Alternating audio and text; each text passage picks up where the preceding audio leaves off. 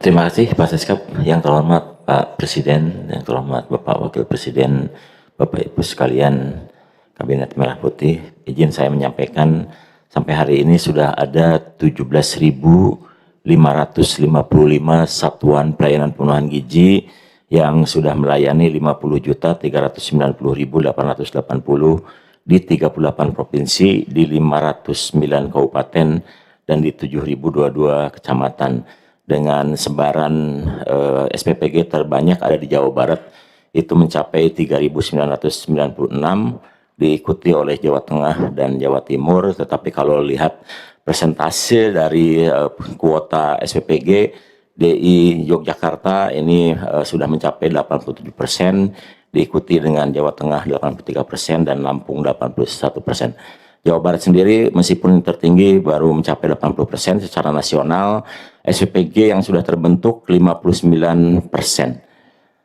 Dan kemudian jumlah tenaga kerja yang sudah terlibat langsung di halaman 2, di SPPG ada 741.985 dengan total supplier mencapai 41.389, terdiri dari koperasi ada 5.000 koperasi, BUMDes 629, kemudian Bundesma 69, UMKM ini terbanyak ada sekitar 19.246, supplier lain ini perorangan itu 16.351, Koperasi Desa Merah Putih sudah ada 22 Pak yang ikut terlibat menjadi supplier di program makan bergizi gratis. Kemudian selain kita membangun SPPG di daerah aglomerasi, kita juga membangun SPPG di daerah terpencil di halaman 4. Itu kami sudah identifikasi ada 36 provinsi yang membutuhkan SPPG terpencil, dengan total nanti akan didirikan 8.297 untuk melayani penduduk di daerah terpencil kurang lebih 2,4 juta. Dan kemudian kalau kita lihat halaman 5, bangunan yang menjadi SPPG itu dari mana saja, ternyata setelah kita lihat 4.175 adalah bangunan baru, 3.970 mengkonversi rumah tinggal menjadi SPPG, kemudian 2.985 berasal dari rumah toko, kemudian 320 dari rumah kantor, kemudian ada juga gudang 1.419, rumah makan ini mencapai 1.084, hotel, ada hotel juga yang berubah menjadi SPPG ada 113, kemudian ada kantor yang berubah 277, sarana olahraga ini rata-rata futsal 388, showroom baik motor maupun mobil ini ada 77, lainnya masih 1.600 kita masih data. Dan terkait dengan serapan anggaran sampai siang ini kita sudah menyerap 58 triliun atau mencapai 81%, dan alhamdulillah surat dari Kementerian Keuangan sudah keluar untuk optimalisasi karena ada pagu anggaran yang harus kita alihkan terkait dengan tidak mungkin terserap kalau kita tidak alihkan. Terima kasih untuk Menteri Keuangan.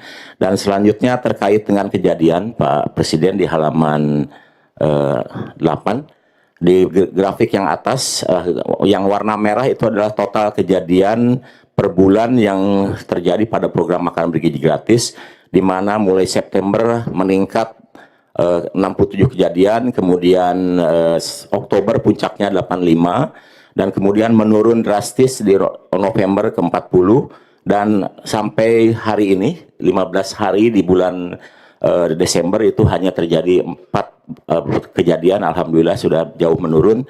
Dan kita usahakan agar tahun depan tidak ada lagi kejadian, karena BGN sekarang telah melakukan sertifikasi keamanan pangan sebanyak 3.000 SPPG bekerjasama dengan ID Survey, dan nanti hasilnya kita akan menghasilkan SPPG yang unggul, sangat baik dan baik. Mudah-mudahan dengan sertifikasi ini tidak ada lagi kejadian yang akan dialami untuk program makan bergizi tahun 2026.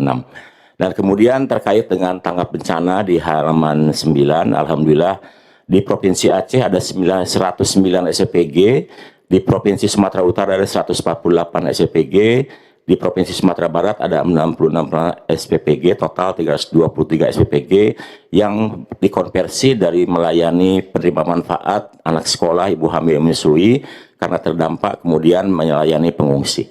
Jadi totalnya alhamdulillah sampai sekarang sudah ada 323 dan kita pastikan seluruh virtual account di daerah bencana kita pastikan selalu tersedia uangnya agar bisa tetap melayani pengungsi.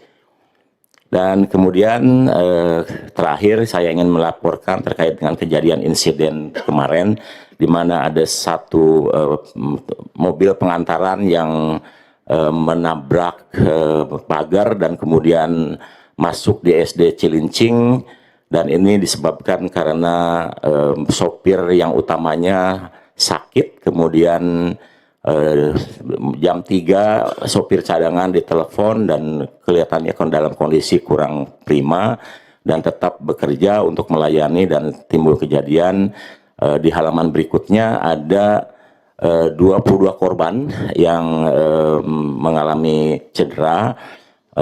Di hari yang sama setelah 6 jam diobservasi itu ada 10 siswa yang sudah kembali, kemudian ada 8 siswa dan 1 guru di Rumah Sakit Koja yang dirawat dan 3 siswa di Rumah Sakit Cilincing. Hari ini tersisa 4 yang dirawat di Rumah Sakit Koja dan 1 yang dirawat di Cilincing dalam keadaan baik. 1 masih di PCU karena mengalami fraktur di wajah, tapi sudah dioperasi selama 5 jam 2 hari yang lalu. Sekarang dalam proses pemulihan dan ditangani oleh 3 orang dokter spesialis dari dokter spesialis anak, bedah saraf, dan termasuk juga bedah plastik.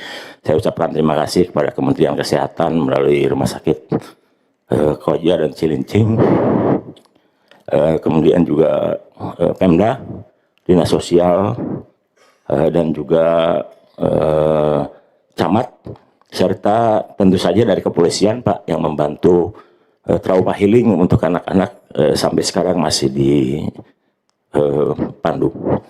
Dan terakhir saya juga ingin menyampaikan bahwa program makan bergizi diperkirakan di akhir Desember ini akan membentuk 19.000 SPPG, dan itu menyangkut 70% penerima manfaat, dan insya Allah akan menggunakan seluruh anggaran yang ada yang sudah diberikan kepada Badan Gizi Nasional. Ada hal yang baik menurut saya terjadi di masyarakat. Salah satu contohnya di Lumajang Pak. Jadi ketika SPPG harus berdiri dan tidak bisa didirikan karena ada kandang kambing, akhirnya masyarakat bermusyawarah ada kandang kambing Pak. Kandang kambing, karena SPPG tidak boleh didirikan di dekat kandang kambing, kandang hewan, dan juga tempat sampah.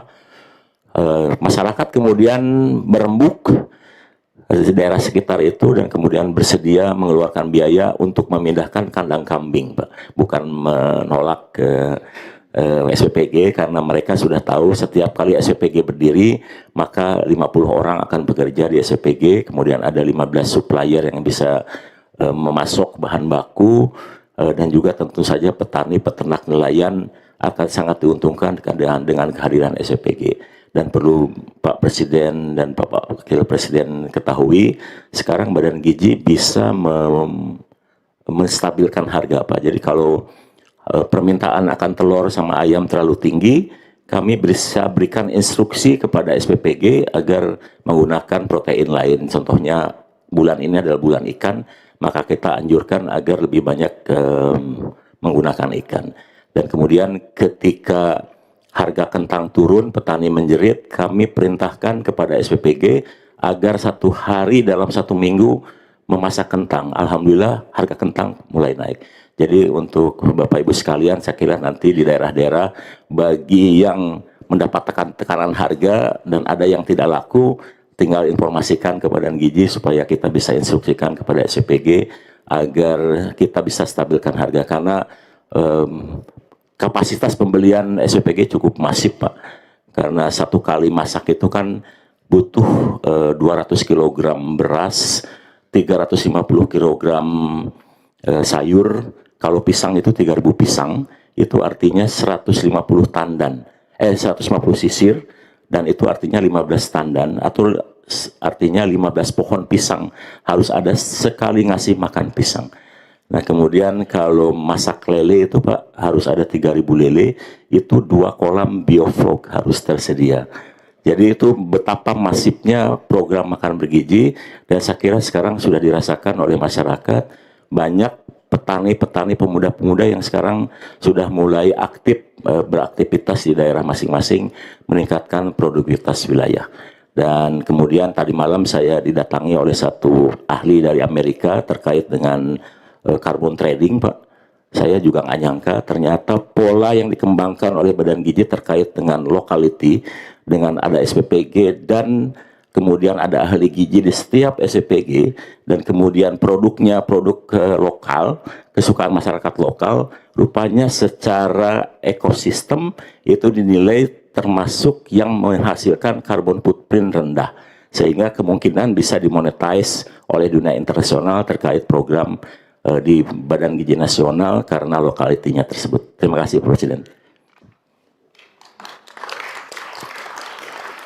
Itu yang 3.000 lele sehari, itu 3.000 lele di tiap SPPG. Satu SPPG Pak.